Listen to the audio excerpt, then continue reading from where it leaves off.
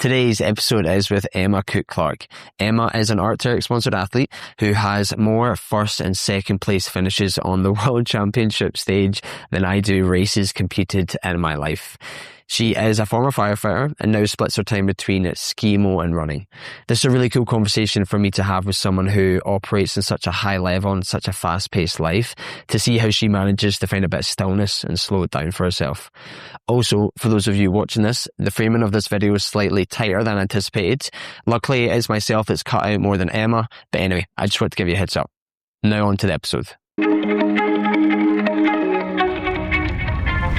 Are you now a full-time athlete? Mm-hmm. Is that right? Yeah. Mm-hmm. How's that feel?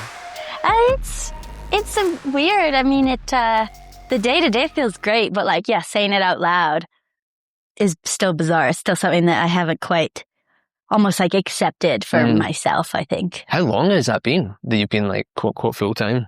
So I left my full-time job in July of, I guess, 2024. So it's been a year and a half. And then I've done some part-time work here and there since, and some contract things, but for the most part, professional athlete for the last year and a half. That's very cool. Yeah. Was that an aspiration you ever even had, or was it just played out that way? It just played out, yeah. Sports have always been a big part of my life, but I never had these huge dreams for myself. It was more just this is awesome. I like doing it. Let's keep pursuing. And had a bunch of injuries along the way too, which kind of, every time you get that, you get little setbacks. And I think I just hadn't landed in the sport that was completely right for me until after university, after I stepped away from sport and was just doing things for fun and following really where the heart wanted to go, which was up and down mountains by any means possible, any time of year. So yeah, it was kind of full tilt pursuing career and other things in life. And then these opportunities started to come up in the mountain athletic world that eventually just became too good to turn down. And so I left one really good thing and I'm here in this other really great thing now. Yeah, it's really. You're from Canmore originally? I was born in Calgary. Okay, I grew so up there, far. but have spent quite a lot of time here throughout my whole life and lived around a little bit too. So how did you get into the firefighting originally? Where did that come from? Yeah, I started by wildland firefighting, which is a pretty big thing in Canada and the States and the world. Really nice way to spend the summer of university, to get away from the city and the very structured indoor life, and instead go work, use your body, work with other people, have some really great experiences. So that was beyond my wildest dreams, I think, such a fun and exciting job that also teaches you a lot about a lot of things. So I did that in the summers between school, and I had never thought that I could even do that job, but I went and did the fitness test and that was fine. And then in the job, everything was just, it worked, and I think I just didn't have somebody to look up to in that. It never crossed my mind that I could do it until a family friend suggested that I apply because he had done it the summer prior. I was like, wow, cool. You believe in me? You think I could do this? Okay. So I tried it, and then it, just continued to work. And for a lot of people, they use wildfire as a stepping stone to structural firefighting. And that was definitely not the reason I got into it. Again, had never crossed my mind that I'd be able to do that. But I think was just on this bit of momentum of, whoa, we can do that. Let's see what else we can do. And there was some appeal to a job that wasn't just seasonal, some, consistency, stability, all these words that we think are growing up by achieving. But mostly, I just loved being able to do community service and work hard for the sake of other people and to try and make some emergencies better for people. So I applied for the city, and it was a long process. It was 3 years, just so many steps in the application. And that included budget cuts and revoked job offers because of that. So it just delayed things. But it was great, actually. I'm really happy that it took so long because I was able to pursue other things in the meantime. And then there we have it. Got on with structural fire. Wow. So when you say structural fire, that's like more like urban city fires. Is that right? Right. Okay, cool. What? And when you say you never thought you could do it before, was it just that you literally had never thought about doing it before, or had you thought about it and you're like, I probably won't be able to do it because of whatever reason you were thinking? Yeah, I think a little bit of both. Like, I don't have concrete memories of being like, no, you can't do that, or, oh, that could be an option. So I'm not sure if I was aware of, well, obviously I was aware of structural firefighting, but I'm not sure if I was that in tune with the wildland side of things, or if I was just kind of like switched off, like, nope, not an option. So why bother thinking about it? I'm not sure how it went. Yeah, I saw those. I don't know if you would have done these, but you sometimes see those videos on YouTube of like what looks like the Firefighter Olympics, where these guys are like sprinting with a ladder and then chucking it and then like getting up it within a second. Were you doing any of that stuff, or is that more kind of competition style? Yeah, I didn't do any of those competitions. Part of me wanted to, That's but the thing, though, I never got around to it. Yeah, it is. I did the wildfire competition. That was pretty fun. We did like Olympics for that as well. But then, once I was with structural, I didn't do any of the competitions, but in the training, we do a lot of what they do for the competition as well. So it's timed, and you're on air. So you've got your self-contained breathing apparatus, and that's the air you're breathing. You've got all your duty gear, your boots, your helmet, and all gloves. And then you go through a series of stations timed. So that was the closest I got to competition. Yeah. And when you were making that decision, were you, kind of sounds like your parents gave you the freedom to choose whatever you wanted to do. Like they weren't pressuring you into like, you must do this. They were just, you had the freedom to choose. Yeah. Very supportive parents. Yeah. They allowed us to live a quite wild life, but they also were very safety conscious as well. So they wanted us to have the freedom, but they also cared about safety. But they didn't helicopter, they allowed us to like make mistakes and get hurt. But when it came to the major things, they were a bit more involved, I'd say, or giving advice. But yeah, I mean, at that stage, I was an adult. I was like 26 when I got on with the city of Calgary. So, And did they have any trepidation? If they're kind of safety conscious, like going into firefighting? I think so, yeah. Both for the wildland and for the structural, both are definitely high risk occupations. And then I'd say neither are known to be the most positive work environment, especially for females, or just in general, not the most welcoming environments when it comes to diversity. So I think they were like probably almost more concerned about that piece than the actual risk of the job.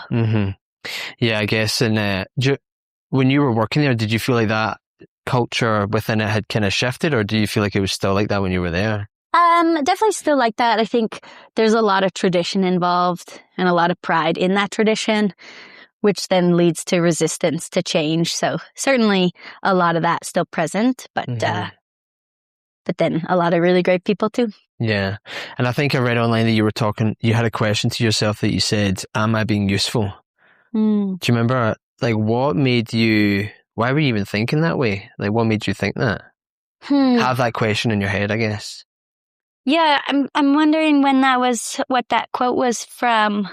Do you remember? Was it from the Wildland or from the? I think it was from your bio on the Arc'teryx website, I think. Okay. Yeah, when it was kind of like describing all the things that you do. And I was talking about, I think at this point in time I read it as if you were still, I think it was written while you were still a firefighter. Okay. So I think it said that like one of the questions you asked yourself was, am I being useful? And I think they kind of like tied it into the fact that you were being a firefighter. Okay. And I was just curious because I was like, that's obviously quite a deep question for someone to think, not just like what's good for me, but to be like, am I being useful? It's kind of made me think you must have a certain way of thinking about, are your actions being like positive? Yeah, I think that's definitely kind of my compass bearing of, wanting to live with the intention of providing value and giving back and helping others. And that can look like many different things.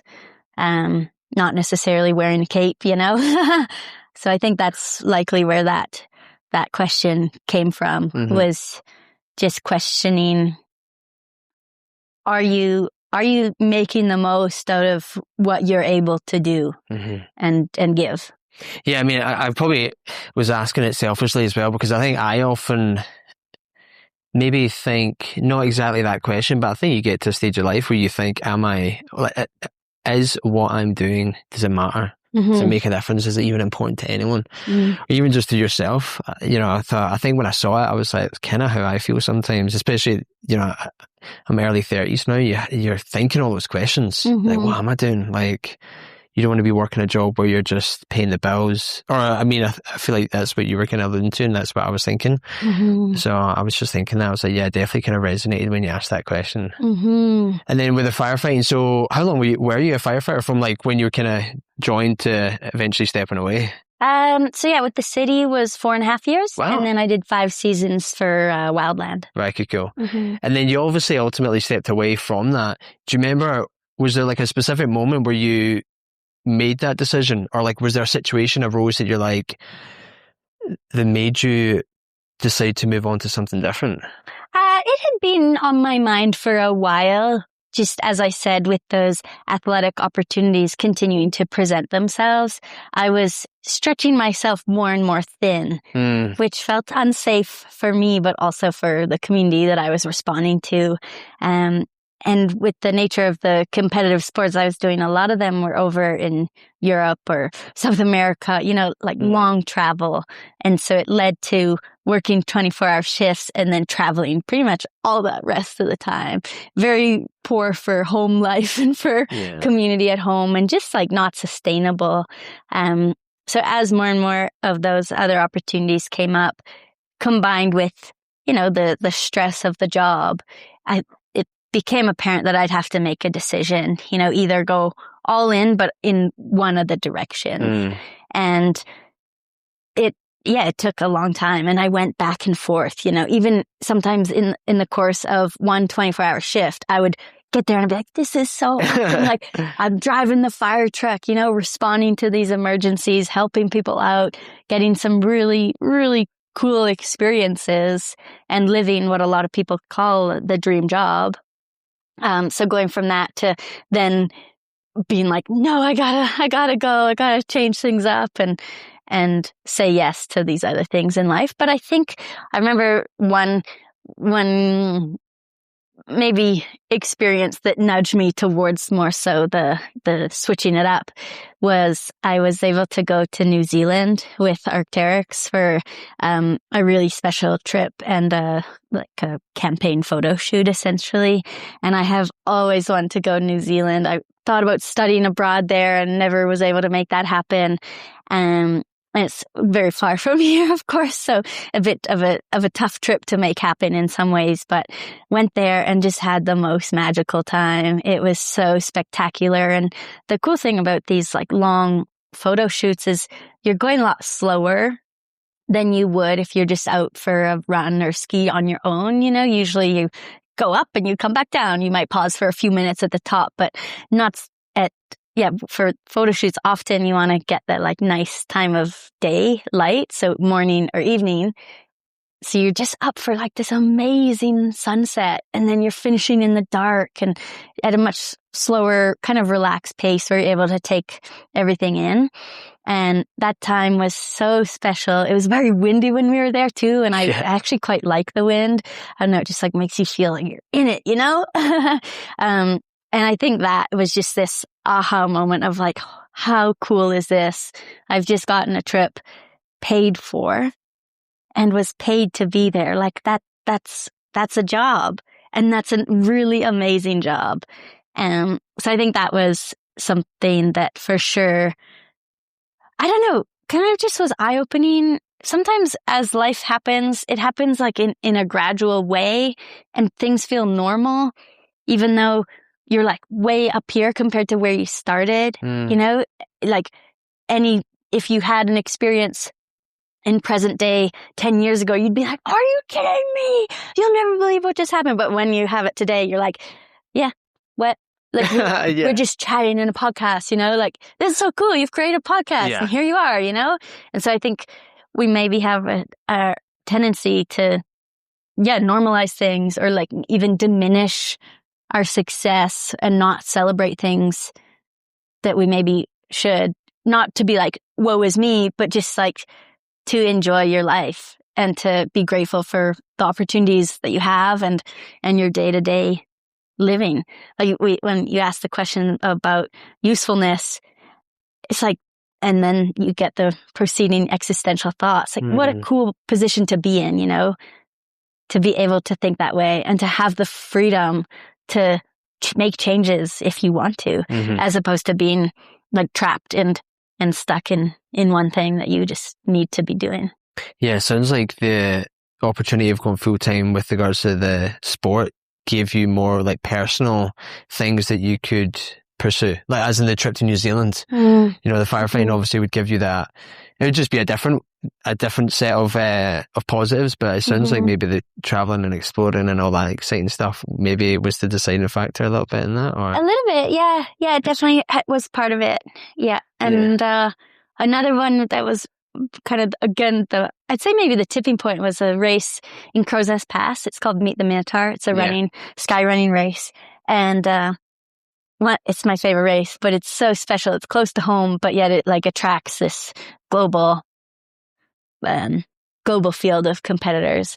And going there and having such an amazing community and having wonderful conversations with people from all over the world and being able to help people, or someone comes up to you and says, wow, thanks. I read your article about this and it really helped me start trail running and look at me now. And so I think that was, again, not to be like, look, I help people, but that I'm the best. Helped me realize that there's so many ways to be productive in life, and there's so many ways that we can give back beyond the obvious. And it sounds like that's quite important to you then, like being helping others, being able to give back in some capacity. Yeah. And I think so you were chatting about you ran all over the place, and something I've read, or I think I might have actually heard on a podcast that you did, but you were talking about you did 7 marathons in 7 days in Rajasthan, India. What? Can you explain that to me? Yeah, it was so cool. It was through an organization called Impossible to Possible. So they run these youth expeditions all over the world. It's a fantastic organization. But their main goals are to educate, inspire, and empower. So myself and 3 other youth ambassadors from around the world ran a marathon a day through the desert. And was this a while ago, like before? Yeah, I was 18. I mean, so it would have been at a point where like, I feel like that nowadays, if someone told me that they had ran 7 marathons in 7 days, I'd be like, obviously, who hasn't done that now? Right. Whereas I feel like when you were 18, that was probably still running 1 marathon in a calendar year would have been an achievement. So it would have still been like a fairly, not normal thing to do. Definitely not normal. How did you train for that? Was it just like, because 18's young as well. It was young, yeah. My focus was still mostly on other sports. Okay. I went into it with the summer playing rugby for Rugby Alberta. So I guess I trained that way, running around, doing hard things. And then I left Canada in October, and the expedition was in December. So I was in India for 2 months before it, and it was a little bit tricky actually to try and train there. It's not something that you see many young Caucasian women doing, or anybody for that matter. So yeah, the training was not ideal, but I also wasn't really at I don't know, educated athlete at that stage in my life. And it just speaks to that was kind of, the running was a very small part of it, a lot of it was figuring out just what the mind can do, how you work together, and learning as we went. And how did you find India? It was amazing. Yeah. Because 3 months, I spent a month there, and I was actually older than you, but my mental maturity might have been closer to an 18-year-old. And I honestly found it kind of hard. Like, because what you were saying about, so obviously I'm like a white Caucasian guy, but I would see young white girls in India, and it honestly was kind of shocking. I know it's just a cultural difference. I'm not saying that it was anything like insidious or like malice in it, but the way that they were kind of treated was honestly kind of crazy. Like, just with the sheer interest, put it that way, that like they would get. Like, I honestly was like that. As a young guy, I thought, like, if that was me, I'd be freaking out. Never mind being like a young girl. But you obviously, it still sounds like you had an amazing time. I did, yeah. Spent 4 months total there. Wow, that's so long. It was amazing. It certainly was. It's still to this day like the most interesting and most full of contrast place I've been. It certainly came with its challenges, but I heard this lesson that I really took to heart before going, that was take everything with a bit of a sense of humor. And that helped a lot. And then just had to be careful about where you are, what you're doing, what you're wearing, was very attentive to all those things to try and be as less disruptive as possible. But certainly there are a few moments where it's like, wow, if somebody wanted to do something right now, they would get away with it. I remember sitting at a train station, waiting for a train, being surrounded by about 20 men, just like looking at me out of the curiosity. And it was fascinating, but also, sometimes intimidating. Yeah, I would imagine so. I remember I honestly saw that countless times. And I think there's a time where you're talking about like taking the humor in it. So coming from the UK where everything's kind of like prim and proper, I remember I obviously understood that haggling was a thing in India, but I didn't understand, like, it was literally everything. And I went into, where did I go? I went into like a corner store to buy toothpaste, and the guy said to me, I was like, can I buy the toothpaste? And he's like, yeah, how much? And I was like, how much is it? And he was like, no, like, how much you want to pay? And I was like, I'll pay you how much it is. And he was like, no, like, and I was like, dude, tell me how much this toothpaste is. I'll pay. I didn't grasp it. I understood that at like market stalls and stuff like that, it would be the norm. Right. But at a store. I was like haggling for this toothpaste, and I was like, hey, just fucking tell me it's $10 and I'll pay you the $10. That's so funny. Yeah, I think also as well, I definitely found India, it's such a contrast. And I think it was, I'll be honest, like, I think I was too mentally immature to truly appreciate it the whole time. I think I struggled quite a bit, but looking back on it now, it was like easily one of the most impactful places I've been to. Amazing. Because it was such a cultural difference. It's definitely in your face. Yeah. And it's not easy. Like, there's struggles for sure, which I think then you got to give yourself more credit for not being there mentally, like it's not a place where they hold your hand. Yeah. Yeah, I think I had a few people who have said to me afterwards, they said what you said. They're like, nah, like, it's really brave of you to go. And I was like, it wasn't brave. It was like naive. I honestly, my research of India prior to going there was, I read like a book about some like prince from the fucking like 1200s. Sounded nice. Yeah. And then I watched like, these kind of Planet Earth BBC documentaries of like monkeys jumping through the markets, and there's like gold everywhere. And I was like, when I got there, I was like, oh, where's the princes and the jumping monkeys? That's so funny. I'm kind of doing it a disservice because it obviously was amazing, but 4 months is quite a significant amount of time to go there. Yeah, it was great. One day I'll go back. You should too.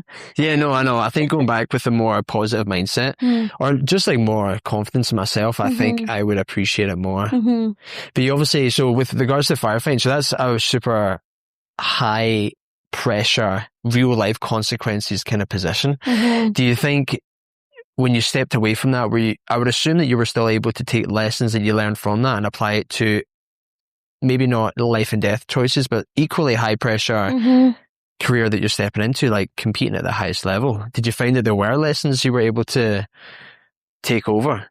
Yeah, definitely. I think it worked both ways. Part of my success in fire was because I have mountain skills and different awareness. And I'm not scared of like small places or the dark, which is a lot of it. You know, you're navigating in a fire and you can't see anything and you have to keep your bearings. You have to work really hard. That's what you do out there. You have to keep calm even when you're working hard and when the stakes are high. Again, that's what we see out there all the time. You know, you're on a slope and the temperatures are heating up. You're starting to get worried about it sliding. So you have to go faster, or you have to make a decision to turn around, or you're out and a friend gets injured or something else happens. Lightning starts and you have to really quickly go and move away. So definitely, lessons have worked both ways. And then same for the competition.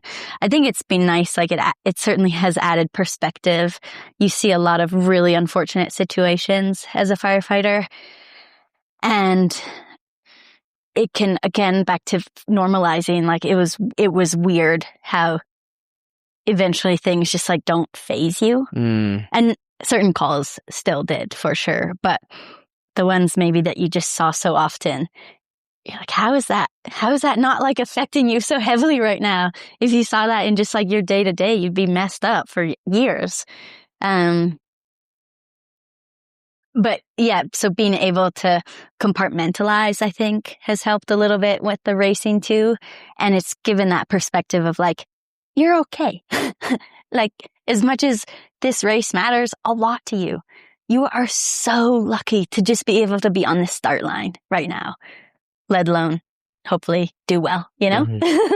You're certainly someone who's like really grateful, like, or you're appreciative of what you have and the opportunities that you have. I mean, I guess that, have you always kind of had that mentality, or is that something that you've developed more as you got older? Yeah, I think I always remember people saying that I was positive, you know? You seem super positive. When I was younger and stuff, I was like definitely the smiley, laughy, cheery one.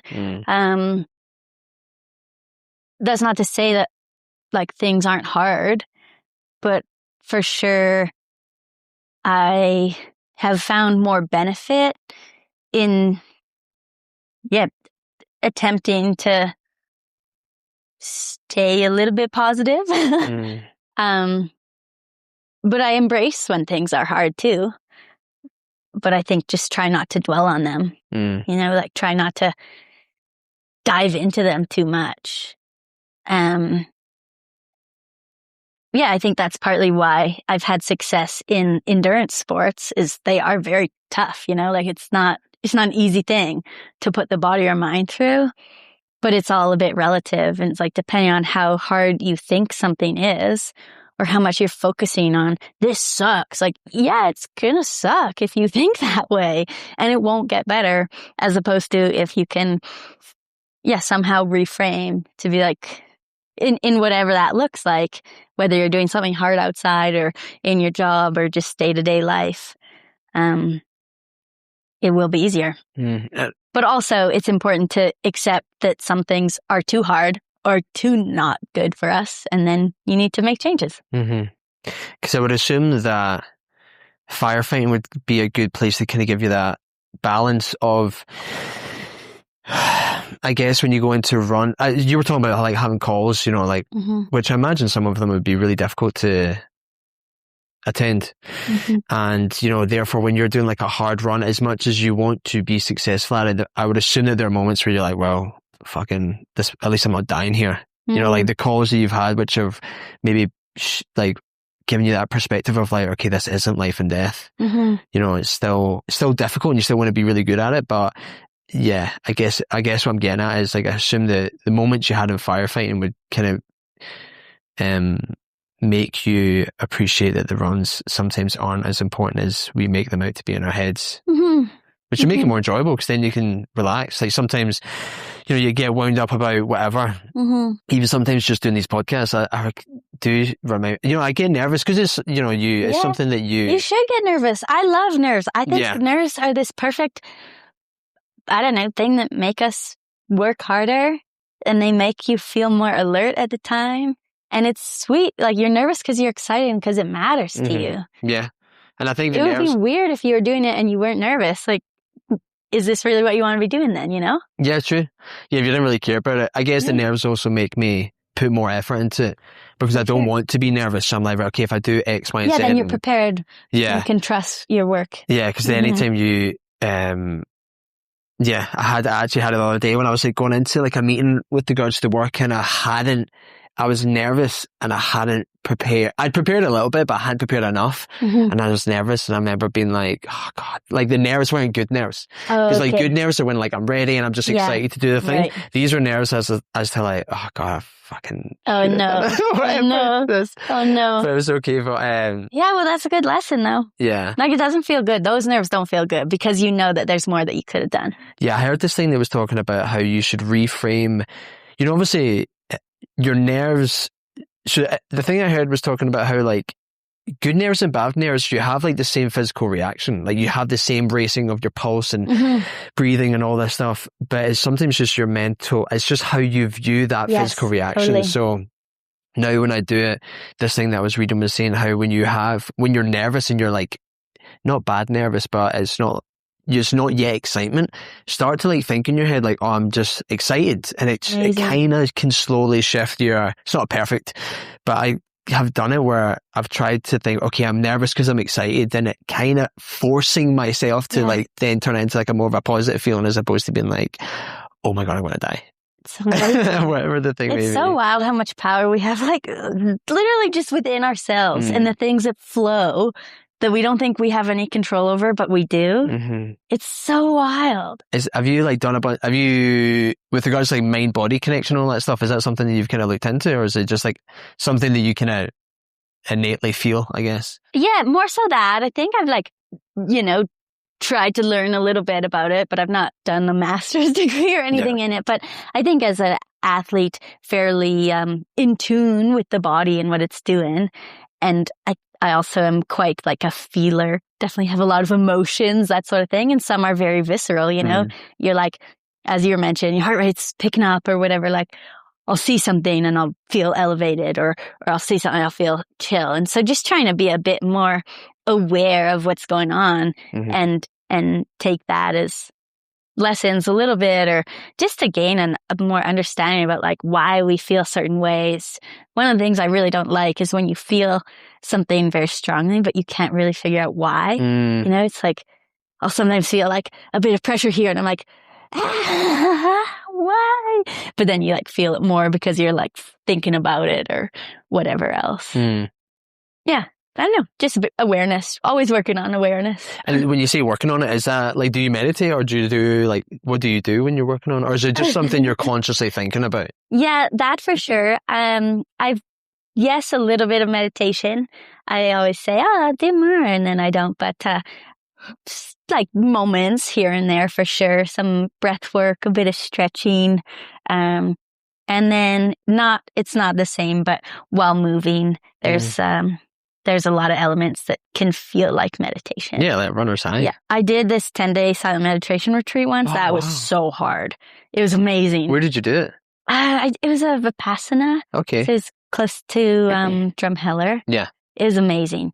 Definitely a worthwhile experience. But was it like I know some of them are different. Like you can get like, you don't get any paper, you don't get pens, you can't take your books, your journals, your phone, anything. What prompted you to do that? I would love to do it. That's why you should do it. I would love to do it. You should definitely do it. But I'm trying to I don't know how I would swing that to my girlfriend to be like, hey, I'm just going to go and totally isolate myself for 10 days. I think she'd be like, are you okay? Yeah. Like, yeah. Oh, well, I think if she loves you, she would support it. She would. I know she would. Yeah.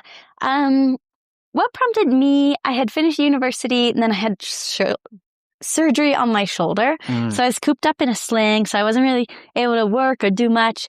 And I had thought of these before, and I'm a pretty person. So it's like, this will be good for me. And in India, I had done like a 4-day retreat, but it was only silent until noon. And I kind of cheated and, did my own thing some of the time because I was 18 and I wanted to. Still a very transformative experience there though. But, it was always something on my mind. And just with the timing of being cooped up anyway, I was like, what better time than now? And it actually turned out to be a really good time because it was challenging for me to be done university, not really have a plan of what I was doing, have this surgery, so I wasn't able to do the like normal things that I wanted to do. And then to be in this like, very difficult setting of basically sitting still for many hours of the day was, just eye-opening, completely empowering. Yeah, it's amazing that you had that mentality, because I feel like I probably had the same, but I went into like escapism. Like you, it seems like you leaned into, so you're at that stage of life where you leave university, and how it was for me was like, you go to school, so you have so much direction in your life with regards to school. Yeah. I didn't go to uni, but I did an apprenticeship, which is different, but kind of same idea. Like you're doing this thing for X number of years, it gives you a path and a qualification. And everyone's like telling you what to do, you know? But then at the end this assignment at this time, okay. Yeah. And then when that ends, it is very much like, oh, now I've got, I guess at that point I was like, I don't have any direction. And I definitely stepped into not consciously, but I stepped into the like socializing party, stuff like that. Whereas you very much sounds like you leaned into the like, let's do what I should have done, which is sit by myself and figure out who I am and like what I want to do in my life. Yeah. You know? I don't know. I wouldn't say there's a right or wrong. I think there's still value in what you did too. And community is very important, and like having fun and living your life and partying when you're young and all that's important too. And who knows, maybe that's partly what led you to where you're at now, all that sort of thing. But if it's something that you've considered, would highly recommend it. So when you finished it, how was it? How was the experience of it? So sorry, could you walk me through like just a day? Like what was like a day like? Okay, the day, I think they ring the bell at like 4 a.m. This gong. And then you have from 4 to 4:30, you can either like meditate in bed or in your room. So, okay. It says that you could just sleep. Or you like go to the main hall. Right. And then you meditate for that half hour on your own. And then I think from 5 to 6, there's like some guidance. So there's either video or audio that's like being recorded from because Vipassana is like this worldwide big thing.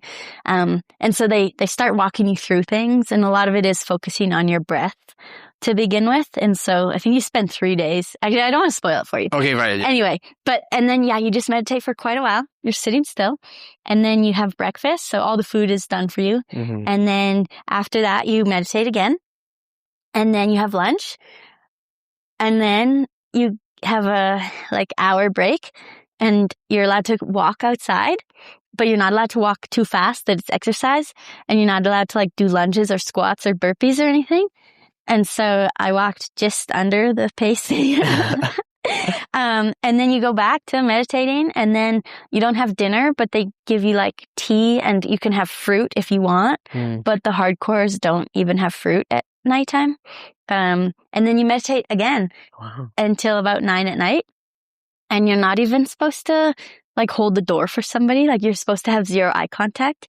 And the clothing you wear is supposed to not have any, like you shouldn't wear like a hockey jersey or anything, or even maybe that shirt. Just like a logo. Yeah. And so that it's sounding like so strict, you know, you're like, why?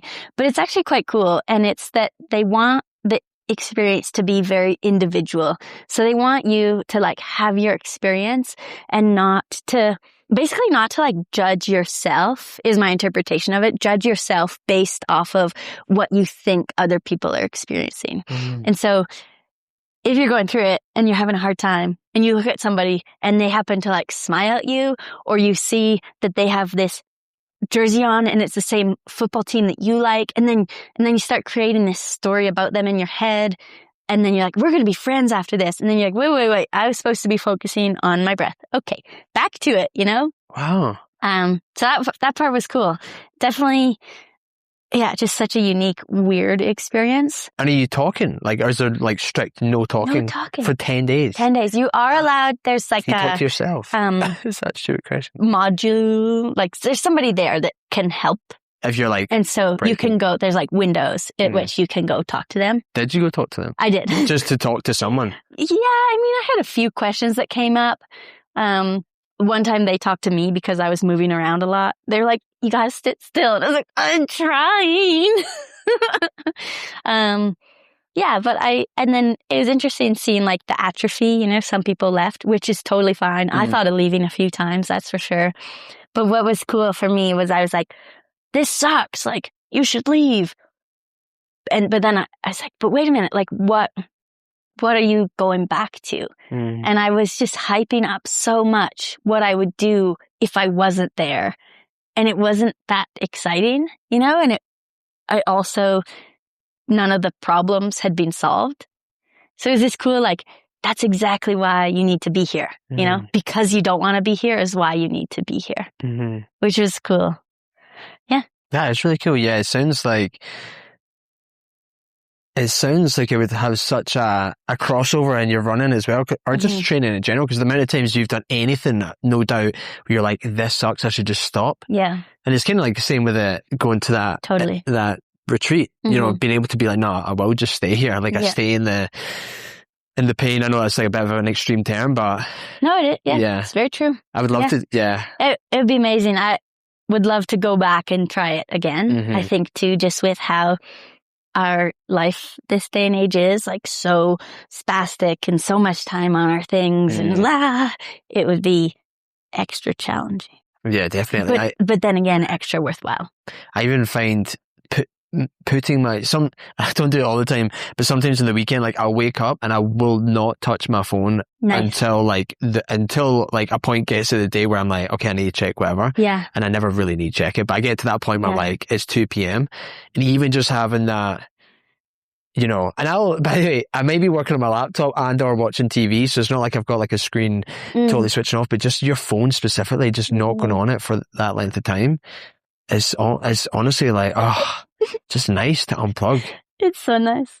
Especially just being like so, as you say, connected. But yeah. No, I don't know if I don't know if you said this or just I read this online, but it was that your training was described as a random sequence of badass objectives. Oh. Did you read that? Did you write that, or did someone write that about you? I didn't write that. Okay, right. Someone, so there's an online blog somewhere that's how they described your training. And they were saying that you're more someone who trusts your body. And then, tying this into what we were just saying about like technology, in a culture nowadays where everyone is so plugged into like metrics and recording data and analytics and your pace and your this and that. How do you stay true to like your training of just like, I'm trusting how I feel and what I want to do when culture's kind of like doing the opposite of that? Right. Yeah. Well, it's come and gone and come again in different ways. I think it is very kind of healthy, my relationship with sport and the mountains, in that I haven't been very like results driven. Same with the sponsorship. It was never something that I envisioned for myself.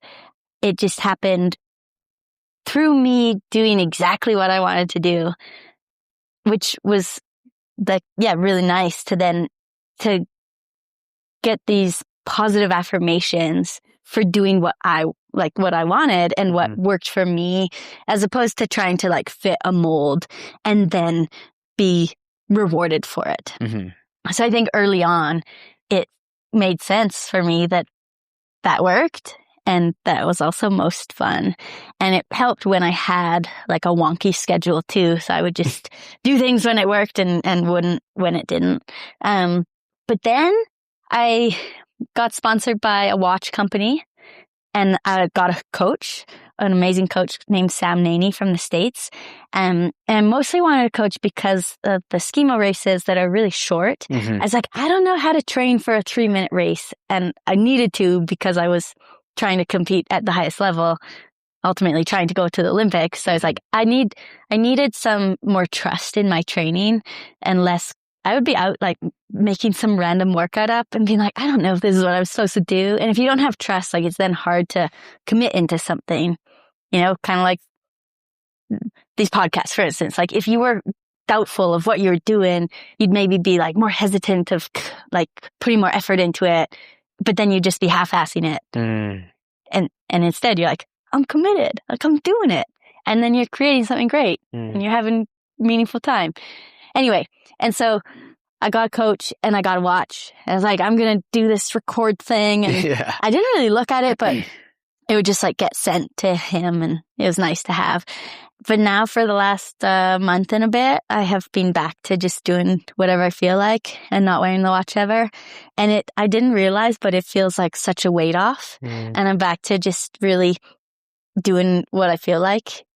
So I'm not sure. I haven't really answered your question, but some people love metrics and they love numbers, and it can be motivational to look at the watch or to have something recorded and be like, sweet, I ran this distance and in this time, or I got this much elevation. And that's great. Like I'm very happy for people who are able to benefit in that way.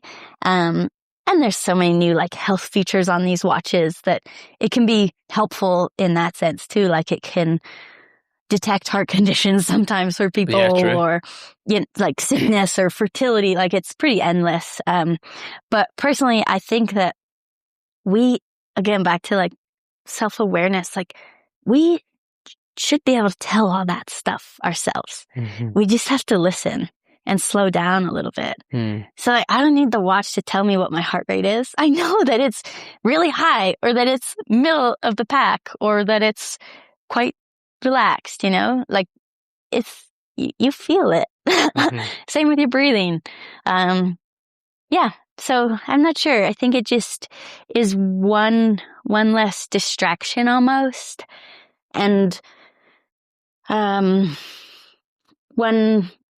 I don't know.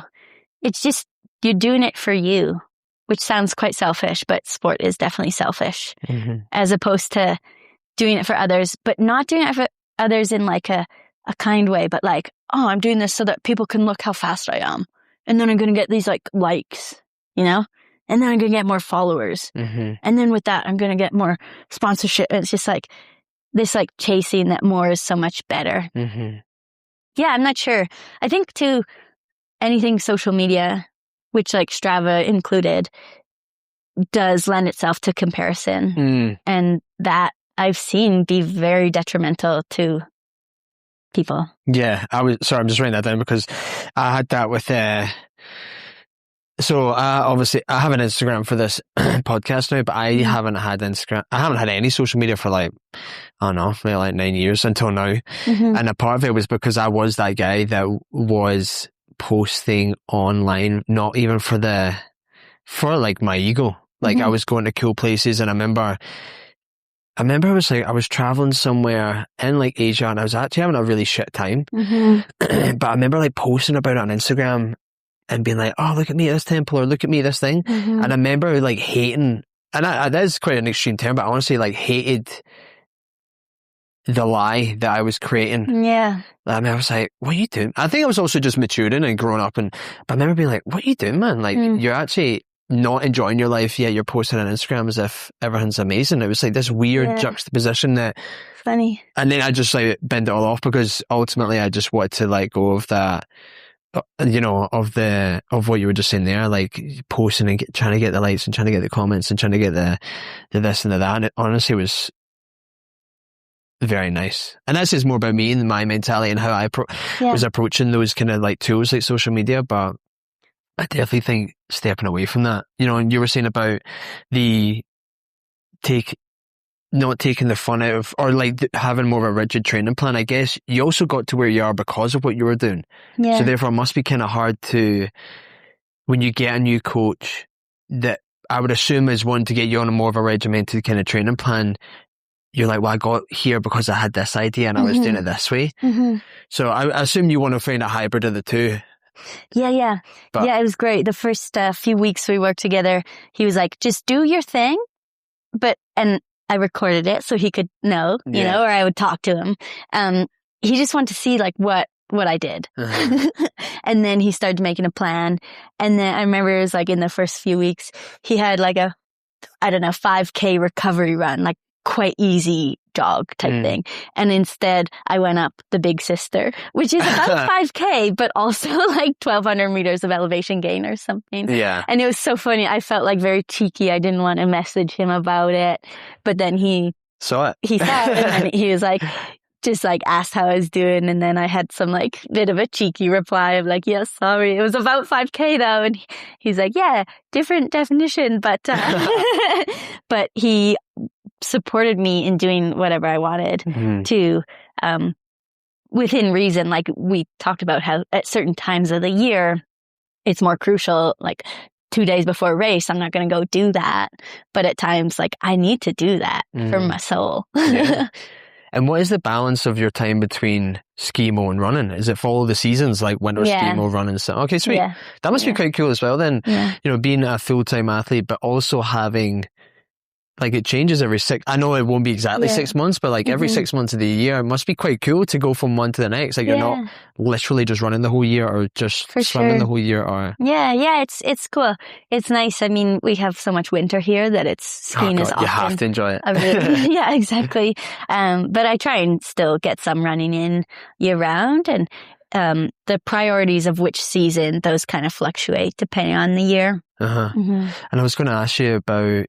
So you obviously did get an injury with your knee. You know, I was going to ask you, a lot of people struggle to stop, especially if they identify as being like an active person. Like I certainly do. Like I have definitely aggravated injuries longer than I needed to and probably made them worse because I just like, I'll take like a week off and I'm like, well, I'll stop for a week and then if it's not. So I was going to ask you, you know, when you did stop, was there anything that you learned from that? I know you've kind of already alluded to the fact that you've kind of stopped like multiple times in your life with regards to going and doing that 10-day retreat and then going to India and stuff like that. But, you know, in the moments where you have stopped, what do you feel like you learn most in those moments? Yeah, again, those moments can be really hard, really hard. But that's, again, partly where we get the growth. That knee injury I had a few years ago, that one was tough at the time.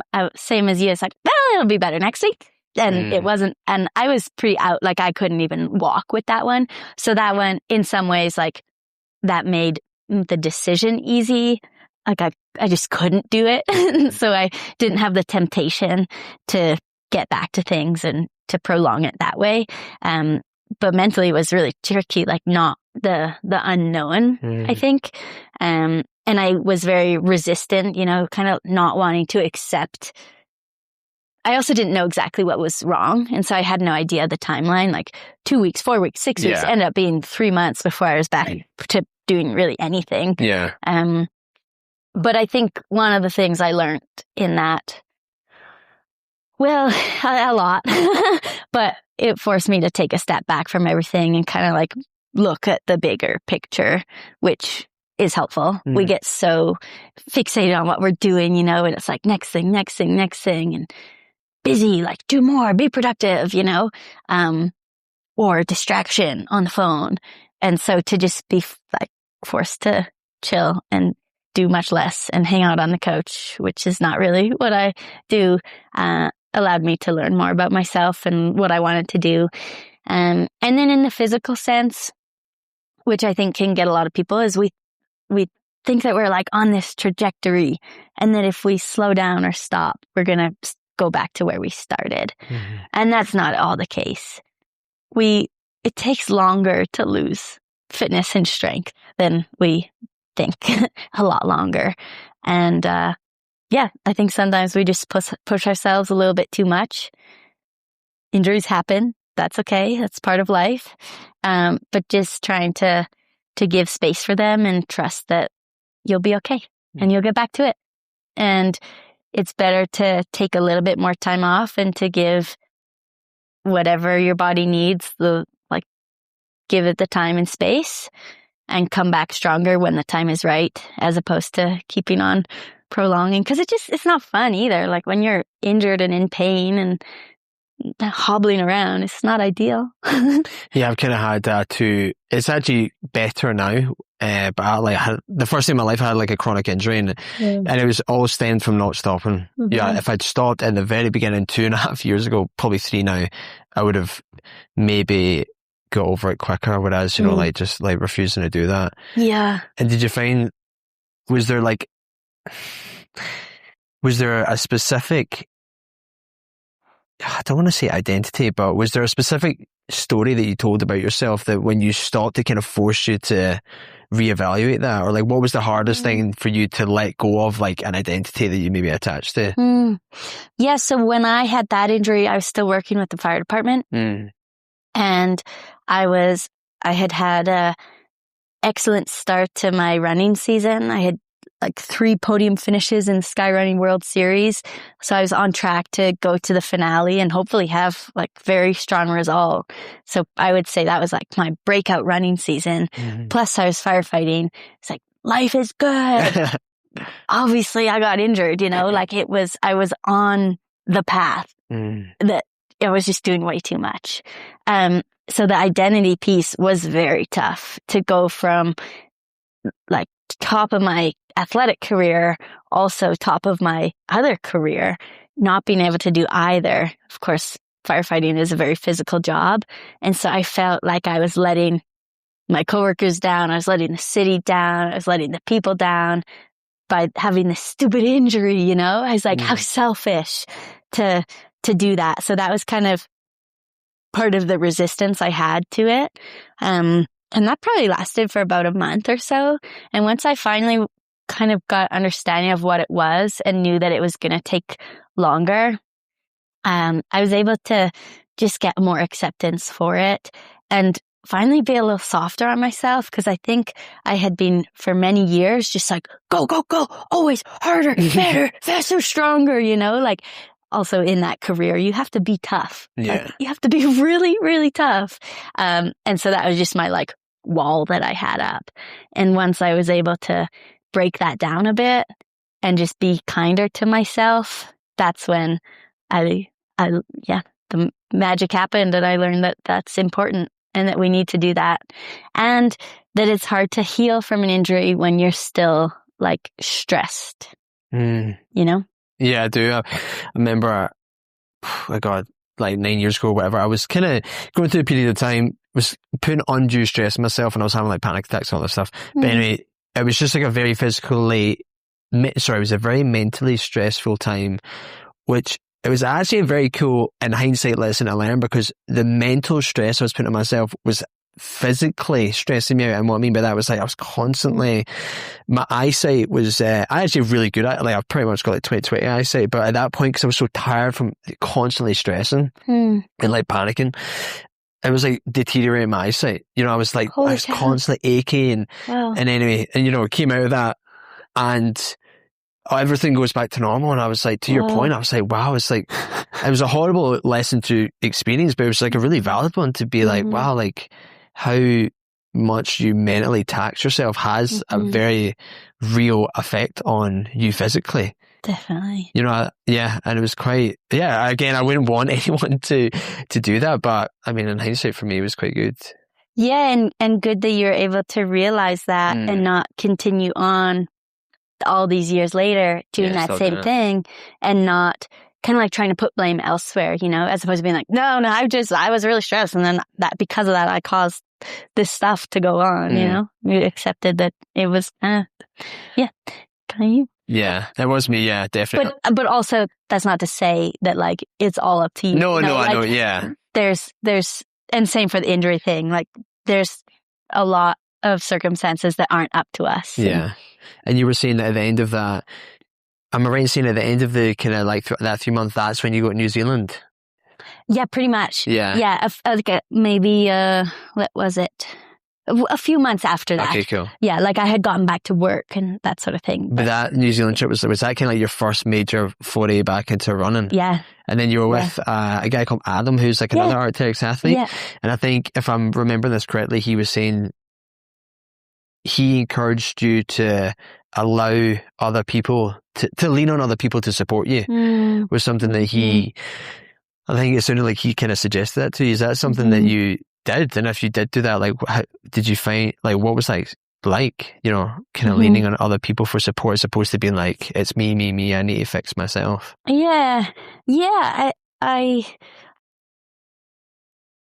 Adam's been an amazing mentor and it was really great advice. And I think for a while, I always thought when people said like, oh, you can accept help, that it would be like somebody would give you something, or like gift something, or they would do something for you. But help can come in many different forms. And where I found the most help was just hanging out with somebody on the couch and having like a heart-to-heart about whatever it was, and being able to share emotions with other people and like feel the love. So I think the love is what helped me, and the compassion.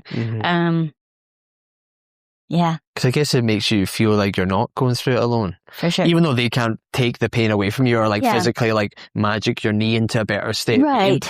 But like to be able to like share that and just as you say, like have maybe more of a like an emotional connection, which is just, we were kind of talking about like how much of a mind-body connection you have. Like, if you have these positive emotional experiences with people, like it relaxes you, it makes you happier, and it helps your body to heal in a weird, I mean, that may be a little bit of voodoo, but no, I don't. I mean, I maybe I'm voodoo then, but I believe in that for sure.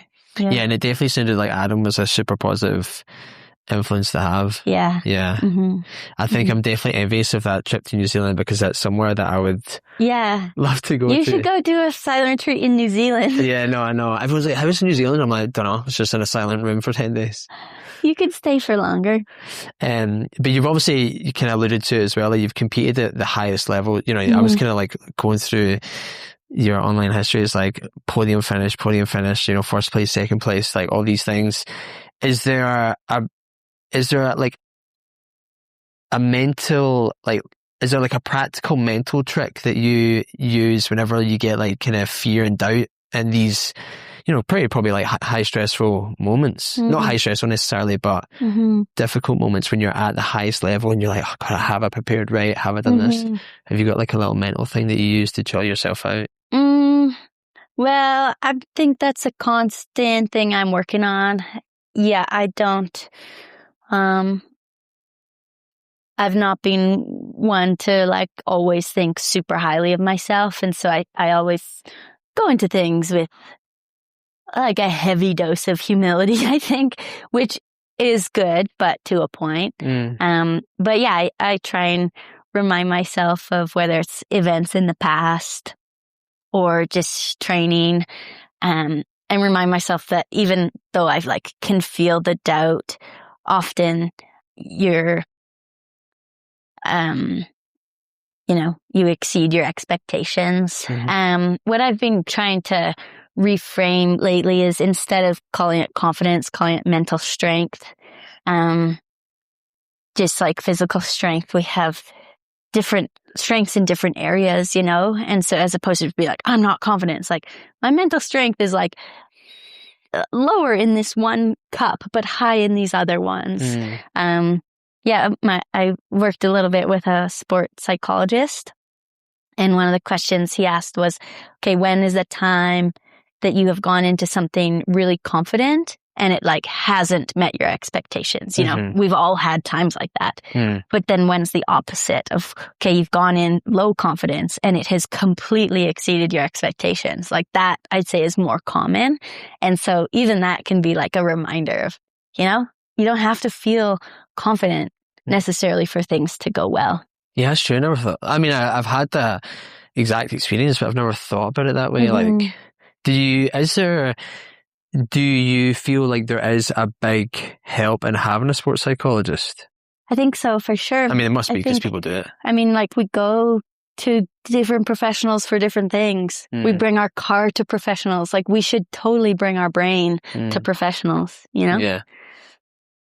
I think that maybe I don't have. And then one other thing is just having fun with it. Like that's when I have the best races and the most fun doing it, is when I'm able to remind myself, like, this is so fun that you get to do this.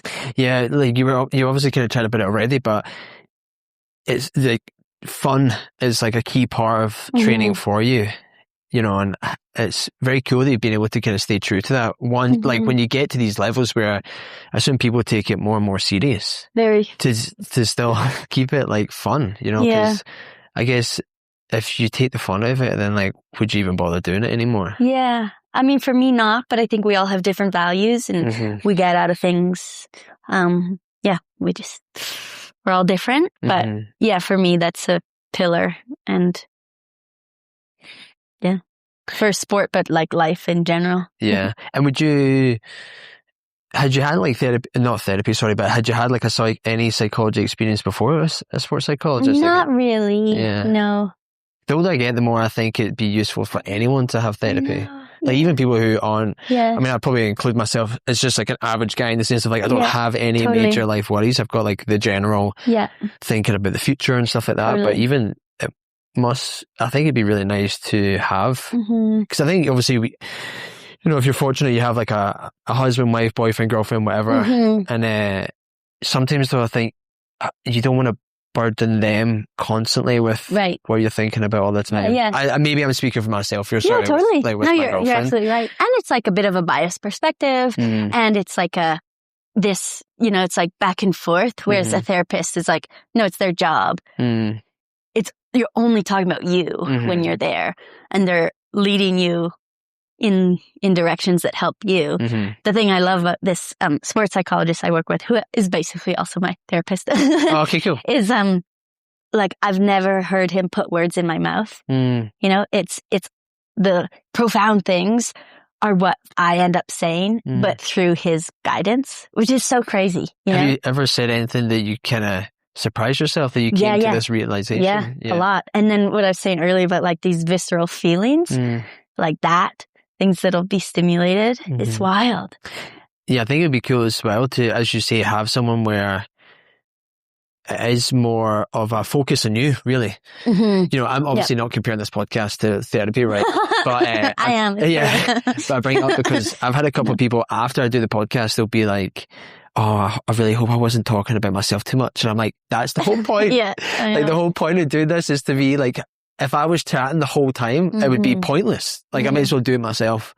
So what I'm getting at is like, I'm like, the point is that you're supposed to talk. Right. And I guess that's the same thing with like a therapist. It's like, it must be nice to be able to just like focus on yourself, You should try and it. not feel, I know. That's your to-do list. It's silent meditation. I know, silent. Cass and my girlfriend would be like, how's the podcast? I'm like, I need to take 10 days off and I'm going to go to therapy. She's going to be like, what? Are you okay? Well. It was that bad? Yeah, no. But I think going to somewhere like, as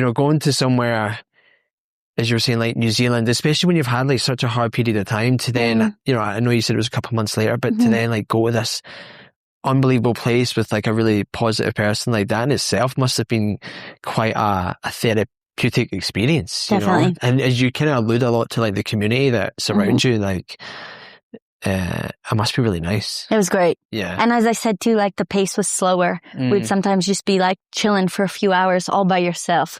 That like allowed time to think and process and take things in.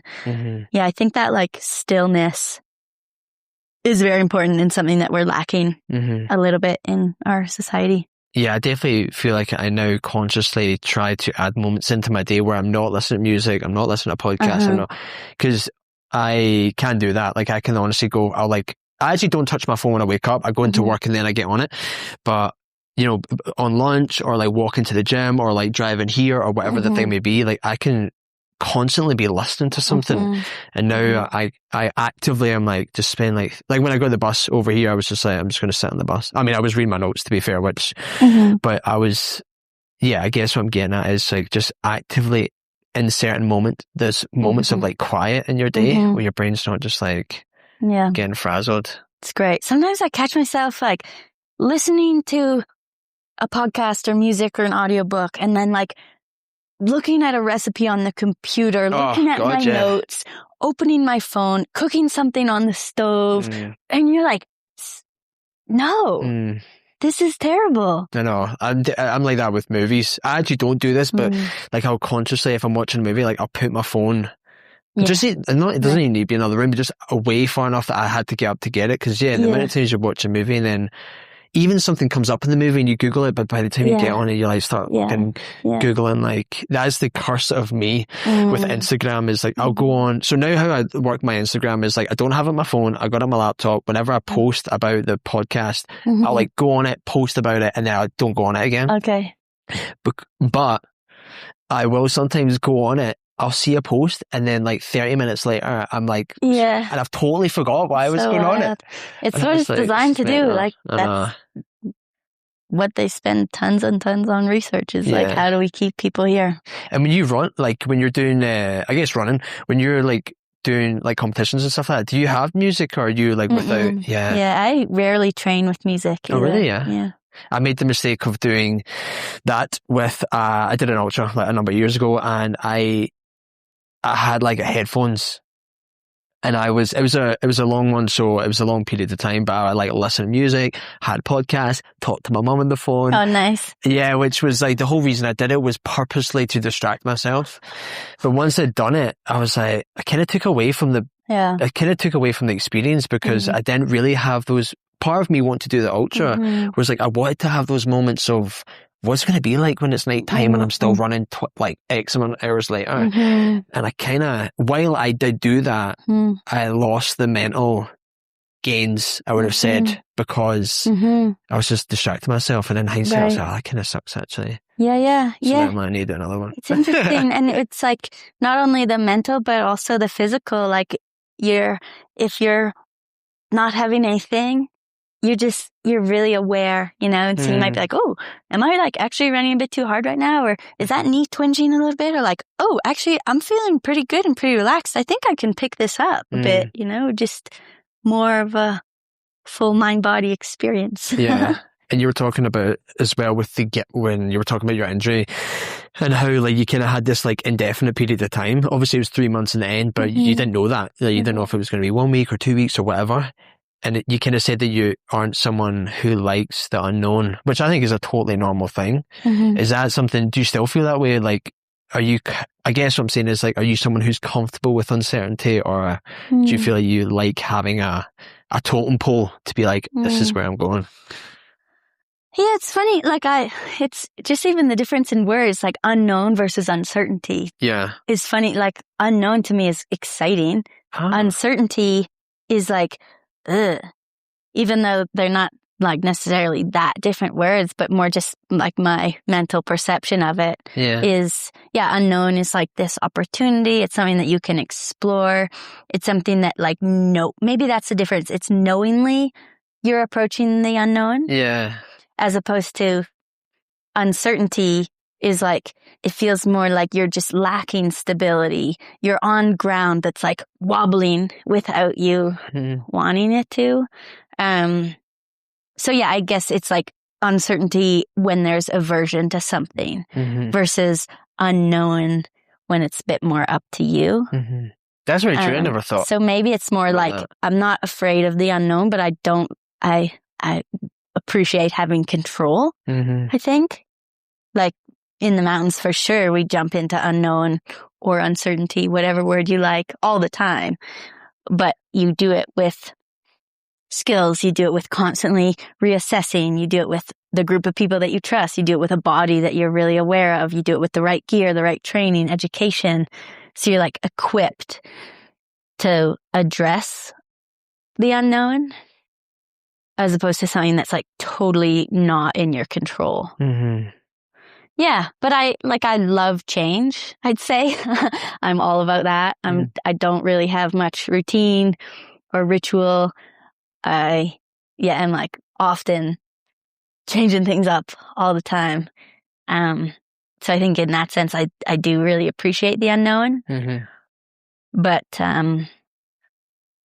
there's the big like life questions, I suppose, can feel uncertain. Yeah, that's a really cool way of putting it. I honestly, I mean, it makes sense what you were saying, like the terms themselves like lead into different kind of perspectives. You know, if you had a friend and that friend was kind of stepping into something that was unknown, say it was like or maybe not unknown, unknown in the sense of perhaps they want to chase something big, whether it was like a new career or a a big objective of some capacity in their life, what advice, if it was your friend, what advice you would give them? Do it. Just start it. Yeah. I'd say, I would like ask what's holding them back. Because that can be really real, like if you aren't set up to do it, then you might need to get a few more things in place before doing it. Or if I think it's something that's inherently unsafe and I fear for their like life basically, then I would question and encourage maybe otherwise. But, I'm a big proponent for living big, and I think what's scarier than making a big commitment is doing what we're doing, if we're not happy with it. And then the unknown of, well, will you ever do it? And then will you always look back and think coulda, shoulda, woulda? Like the time is kind of now to do things. Yeah. Yeah. It's like, you don't want to get to the end of your life. Get to the end of your life and have that what you said, like could have, would have, should have. You look back and you're like, you would have rather have embraced the unknown when you were younger and you had the opportunity than getting to older and being like, I never found out what the unknown was. And back to your stress story there. You recognized and then you made some changes and then your health started to improve. But like a lot of people, that isn't the case. So if that happens, now all of a sudden your opportunity to do that big thing is gone because you physically aren't able, potentially. Anyway. Yeah, I do think that, like, especially being like, I've got a few friends, and this isn't to say it's wrong, it's just different people do different things, but I've got a few friends, and it seems that like guys generally, when they get to the early 30s, some of them like really get into golf, which I think is, my mentality is to what we were saying, that like, I would rather do stuff now that I can't do when I'm 60. I could golf. I probably won't do this because I'm not interested in it, but I could golf when I'm like 60, 70, 80. And I'm kind of like, I haven't actually said that to my mates, but I'm like, fucking do stuff now that you can't do, like run I guess obviously you get people who run ultras and stuff like that, but I'm like, I'd rather do stuff now that I can physically do than when I'm older. And well, you may be able to do, it might be significantly more challenging. But it's also hard to tell people what to do. They might just have no. Totally, and everyone's got different preferences and things that bring them joy, and maybe that's what they're stoked on right now, but... yeah, I tried to get some of my friends to go backcountry skiing when they were here, and they were just like, why would I? They're like, why would I do that? Like, why would I hike up the mountain when I could just get a chairlift? That's so funny. It happens all the time. So many people like think that we're so amazing for skiing uphill, and I've so many times heard like people of all ages, from very young to quite old, being like, there's no way I could ever do that. It's like, not everyone, but if you're out skiing downhill, you could ski uphill. Yeah, 100%. You can. And it's often not as hard as you think it is. But a lot of that comes back to that mindset and our relationship with pain and what we think is awful versus what actually is awful. Yeah, I guess as well, like I am someone who while pain sucks, I think I quite enjoy it purely because I think I'm growing in the pain. Unless it's like obviously like an injury. Don't like staying the obvious here, don't want an injury. But the reasons why I've done an ultra or like these other things is because ultimately I want to I understand that the pain is forcing me to like grow or like change in such a way, because to endure the pain you have to change your mentality or something that makes it bearable, and I kind of like that aspect of it. And I guess some people just don't know that I'm high and mighty, but I guess other people are just like, nah, not really bothered with the pain, I'd rather just go golfing. Yeah, for sure. Yeah, we get pretty addicted to comfort, that's for sure. And one of your comforts is drawing. Yeah. What do you think you get from kind of like that more creative outlet than you do from like your physical like training and stuff like that? Yeah, they're different and yet very similar. I think it forces me to slow down, but sometimes training is actually pretty slow too, and slowed down in like numerous senses of the word, not necessarily slow pace, but that's all you're doing. You're focused on it's you in the landscape. And that's what kind of the art is. It's landscape as well. So it's this like increased appreciation for what's there. Focusing in on little details, playing with colors that I like. And then an encouragement to hang out and sit still a little bit too, which I benefit from. And it's, you can't be on your phone or doing other things while you're at it because you're like brought right in, which I think is nice. It also, you're like creating something, which can be interesting of like whether you accept it or not, which is similar to sport in that you're like, am I proud of what I just did or not? You know, and your best performance might not necessarily be what you're most proud of either. It's more like how you feel, or if you're accepting of it, or what experiences you had along the way. And I think same for the art, you know, like if you do a piece that you're just like, you had a really blissful time doing and you're proud of the outcome, even though it's not like the most spectacular, that's really cool. Have you ever shown something to your partner and or your husband, sorry, and you're like, oh my God, look at this. And you can tell from his face, he's like, oh, that's amazing. I don't think that necessarily, but I have like a few times I've got like four that I've just finished or something. And then somebody else will be like, whoa, I love that one in particular. And you're kind of like, okay, that was like my least favorite. Like this one for me was like the sweetest one. But like, I guess maybe should I like that one? Cause you like that one? You know, but we all just have so many different preferences, and, it's a different experience that people get with the art when either they made it or they're looking at it. And that's what's so great about it, is like not everybody should like it. Yeah, it's really cool. And I was thinking when you were saying there about other people, like perhaps swaying, like you drew one and someone preferred another one. Like it's funny how it does kind of sway it can't easily like sway your opinion on something that you've created. And it'd be like, oh, like actually, was it that good then if they think this is better? Because I don't think that's good. Right. Yeah, like, I think it's so easy to get into your head. And for sure, it can be dangerous. Yeah. Which is why, again, social media, it's like, well, for some reason, this post got a lot of likes. People like when they're and you're like, whoa. Nope. And with working with like art techs and stuff like that, when you're in like a photo shoot, I guess, with anyone, sorry, do you, because you have like a little bit of a creative side, do you give like input, or is it you just like tell me where you're going, I'll just do whatever? Yeah, a bit of both. It depends on the shoot and who you're doing it with and what the objectives are. But that's one of my favorite parts, is like having some input and scoping out locations, or like while they're setting up the camera, I'll go run around. I'll be like, yo, up here is this like wild angle with that and that, or like the moon's going to rise there. Let's hang on for a bit and do that. And being like they call you the talent when you're whoever's like in front of the lens or whatever. But being able to be, like I'm obviously not a model.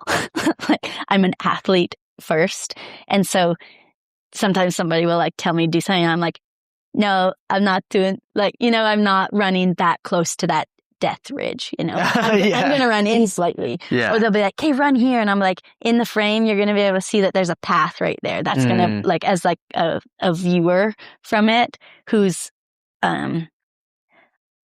just like has that legitimacy side from the sport.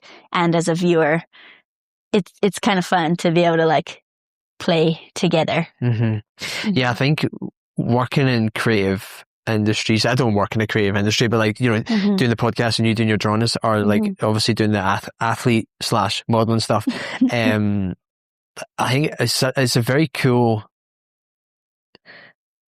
what's the word? It's a very cool space to be in. You know, I think I mean, when I left school, I did apprenticeship in engineering and then construction and stuff that's all like, there's not really that much creativity in it. I mean, you can do, obviously you could be like designing parts and stuff, which I wasn't doing. It's pretty rigid stuff. Yeah. But like being around people such as yourself, like I got a friend who draws, and you know, it's quite cool just being around people like that, I guess is what I'm getting at. Because then it's like, oh yeah, like, you kind of dabble in it and you're like, oh, that's actually quite fun. Like, just like, I guess getting out of the rigidity of maybe like my job and stuff like that. Like, it's very cool to have those pursuits. Okay, so you're getting a therapist, you're starting art, and you're doing a silent retreat. Yeah. Nice. I mean, if anything I get out of this podcast, that may be the best thing.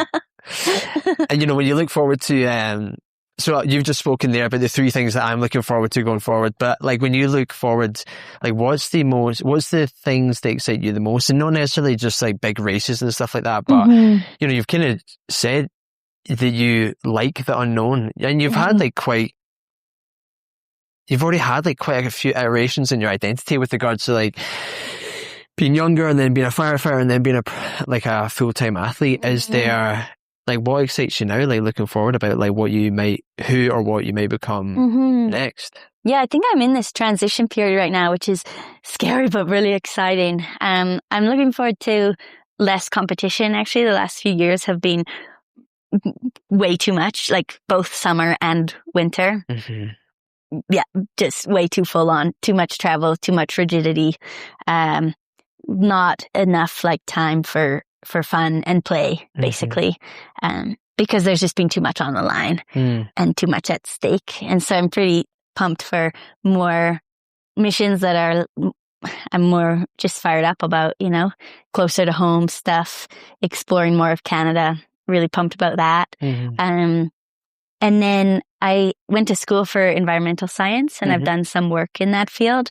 And it's always been a dream to combine athletic pursuits with science. And so that's something that I hope to be able to create in the coming years in whatever capacity it looks like. But yeah, and that will kind of fill the cup of being able to do for others as well. That's cool.